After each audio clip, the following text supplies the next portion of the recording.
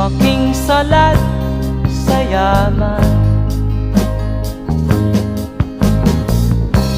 Maagang nawala si ama.